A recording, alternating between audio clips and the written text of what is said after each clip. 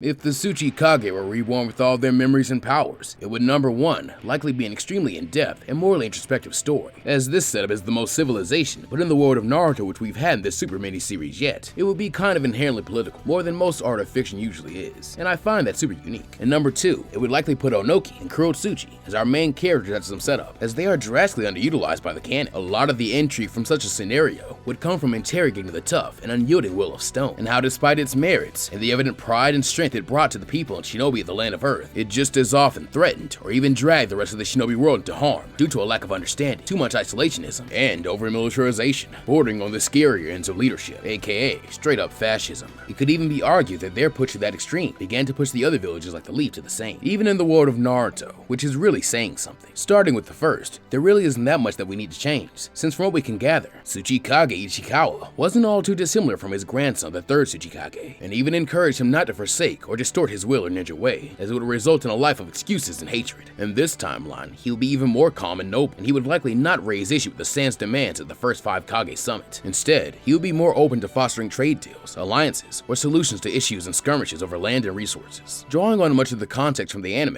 Ishikawa could also find better fellowship with the Leaf through the Aburame Clan, especially since he probably wouldn't hide his bug tamer art from the rest of the Kamizuri clan and wider Hidden Stone village in this verse. This would of course influence Mui, the second Earth Shadow, who would too retain memories including his reincarnation in the Fourth War, and would then change the fate of Iwagakure even further. As in this timeline, it's highly likely he could just seek to avoid and ignore Madara's taunts with Ohnoki, instead trusting in the bond with Konoha, which he himself watched Ishikawa forge. And meanwhile, he would be focusing even more diligently on Ohnoki's training, as the two would at this point be united in their ideal that collectivist view of the other nations is what's best. This could in fact possibly even influence Madara's view of the nature of conflict in humanity, if only a little. And from there, as the third, Ohnoki would be on great terms and likely good friends with Hiruzen of the Leaf, and would even have his village participating in joint missions, as well as the Chunin Exams. What's more, the Deidara of this timeline is likely better mentored, and even prepared to take up the mantle of the fourth Tsuchikage to allow progress to roll more freely, if not explosively. And then finally, making her debut while participating in the Chunin Exams alongside Naruto, Kurotsuchi, now firmly determined to be the fifth Tsuchikage, would be stone cold set on protecting the world in the future, and creating bonds as well as fighting alongside her allies much sooner. I've said so countless times across this, Naruto characters reincarnated with all their powers and memory series, but this is a story we could really sink our teeth into. It's simply that meaty and has that much substance. It's something we're likely to have some spirited debate about, but also some amazing moments for an alternate timeline.